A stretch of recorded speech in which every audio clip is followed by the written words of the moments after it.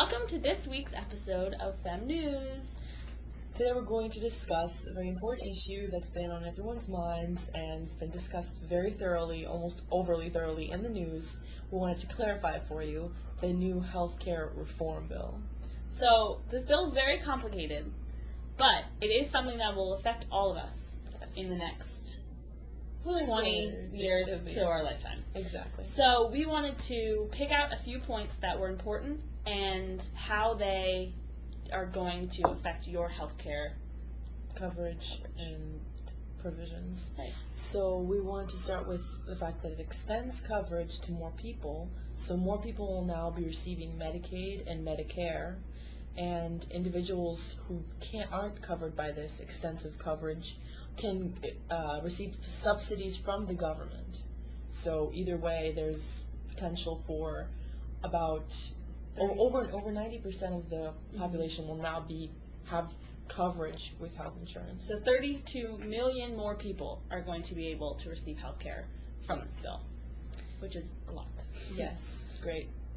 Yeah. The bill also restricts insurance companies from discriminating coverage for pre-existing conditions and also prevents insurance companies from dropping coverage when an illness is diagnosed. Both of these were practices that insurance companies did that did not care for, the health of They were counterproductive to people who. So the government worked to eliminate these terrible practices and working towards something better. And now they're actually forced to spend when I say forced, I mean we're paying them money, so they're profiting from us, and that means that they're about 80 to 85% of the money they get is going towards actual health coverage, whereas before they could try to use the difference and collect it and pocket it. Yes, gotta love that. So the insurance companies are hurting from this bill, but they shouldn't have been benefiting in the first place. Exactly, in the way that they were unfairly. Another important point is that it's going to be reducing the deficit of the country by about $138 billion in the next 10 years and $1.2 trillion in the next 2 decades, so in the following 10 years. Which is amazing when you think about it. And you wonder how they will be able to reduce the deficit when they're spending more on healthcare. But what's happening is that the government will be able to spend more on Medicaid and Medicare because they will be taxing pharmaceutical companies, insurance companies, and wealthy taxpayers who make over $250,000. So this is how they're going to get that money. They're going to be distributing the money from the wealthy and the people who are benefiting from these plans to the people who need health care. Which is sort of taking a bit of a Robin Hood approach on the part of the government, which is why many wealthy people have a problem with it. However, it's for the good of the majority. It's a new law that's been enacted, and it's a success in so many other nations that we feel that it can work in America. The bill is also creating a lot of jobs for millions of Americans and helping millions of Americans keep their jobs. Which is a concern right now, obviously, with the economy and job loss, and so it's going to be providing one of the other points is it's going to provide some loans and scholarships to people working in the health and social work fields. 16 million people who will now be receiving Medicaid will now receive reproductive health care benefits that they did not have access to before.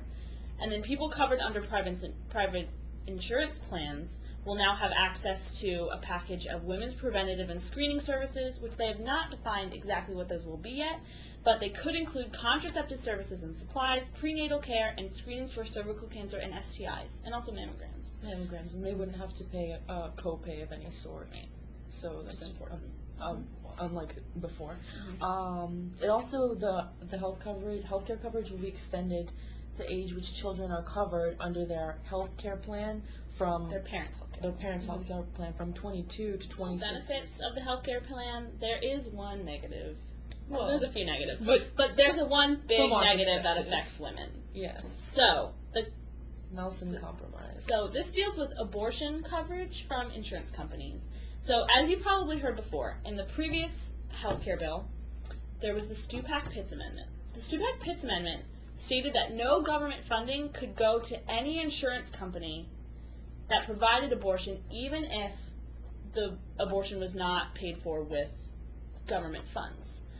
So while this amendment was squashed in the new healthcare bill, because the anti-choice people were so adamant of not passing the bill if it had anything that allowed, even hinted at government paying for abortions, the Nelson Compromise came in and made it so abortion cannot be paid for with the federal subsidies that people can receive, but women can buy their own insurance plans that covered abortion as long as they pay for that coverage with their own money.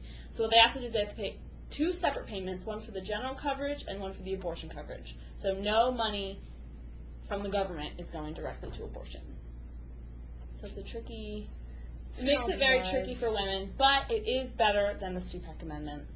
Yes, it's a step forward, It's a step forward. but not quite as big as we would have liked. Right. However, we So, will not give up. There are efforts being Yes. made to change some of the problems in the healthcare bill, including the Nelson Compromise. So we will see what they are able to do. Another aspect we wanted to discuss with you is the coverage from this bill that goes to sex education in schools. And we had not realized, but it turns out that there's not a complete change from the Bush presidency era. A lot of the sex education coverage went towards abstinence-only education, and that has continued during this presidency. And so if you would like to be part of the petition to vote against this, what is it, movement? It's one of the titles of the healthcare bill. If you're against this title that supplies abstinence-only education, you can go onto our website, feministcampus.org, and sign the petition to be against it, because this is something that we really do not want. We do not approve of Money, and if you- millions and billions of dollars going to. government money, your money, taxpayer money. So you can take a stand. Yes. So that's it for this week of FemNews. I hope we were able to clear up some things with the healthcare bill with you, because I know we were very confused about it. Exactly. So good luck. Thank you for joining us.